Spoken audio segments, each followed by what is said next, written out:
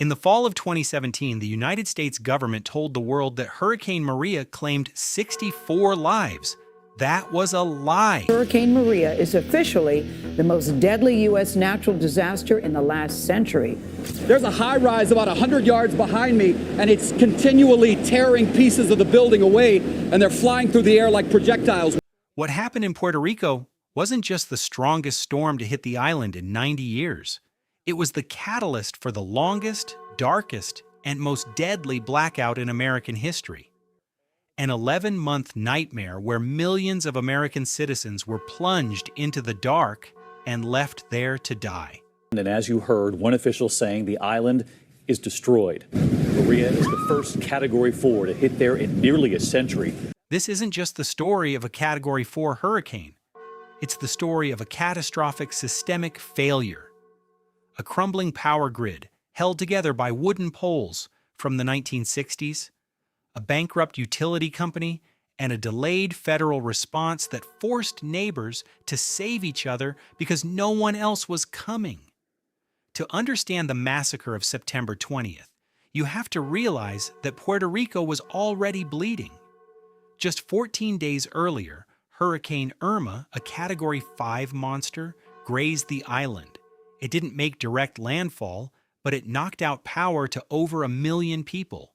The grid was literally hanging by a thread. It's horrible over there. There is not a leaf. Every tree is bent. Buildings, houses, businesses, everything is devastated. You know, we have paradise, but this is what we have to go through. Been here before, done it before, and we do it again. As you ride around the island, we found a lot of people who said, listen, I stayed for Irma, I'm going to stay again for Maria. But we have come across groups of people who said, there's no way I'm riding out another storm. A modern American territory shouldn't go dark for a year.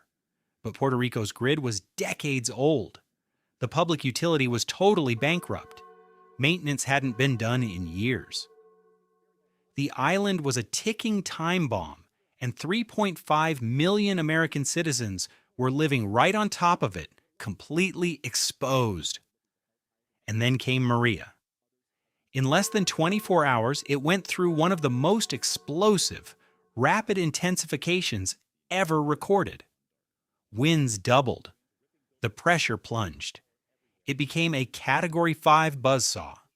It scraped the island of Dominica clean off the map, and then it turned its eye directly on Puerto Rico.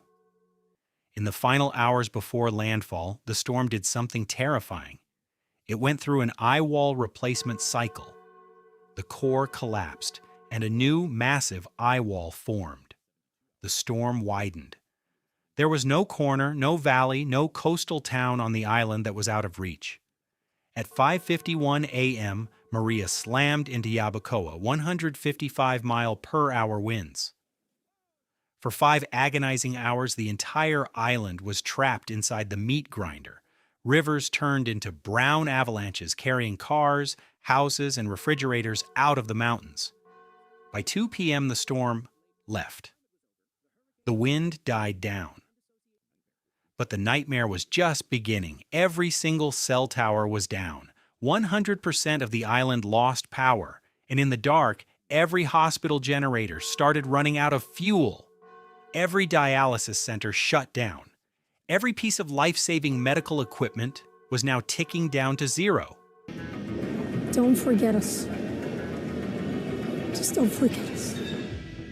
While Washington waited for news, Puerto Ricans were drowning in their living rooms.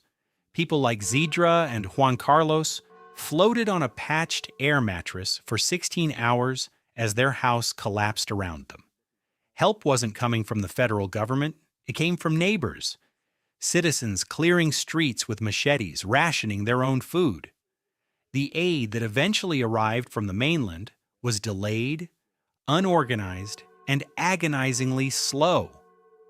For almost an entire year, power was not fully restored. 328 days of darkness. And for most of the year, the government insisted only 64 people died. It was a statistical illusion. When 48-year-old Orlando Lopez Martinez died because his clinic ran out of generator fuel for his dialysis machine, His death certificate said heart attack. It didn't say Hurricane Maria. It took a full year for independent studies to force the government to admit the truth. Nearly 3,000 Americans had been killed. The storm itself passed in a single morning, but the dying took 11 months. Hurricane Maria didn't just take lives. The systemic failure that followed erased them. If you believe this story needs to be remembered, hit the like button, subscribe, and share this video, because stories like this only die when we stop telling them. Stay safe. I'll see you in the next one.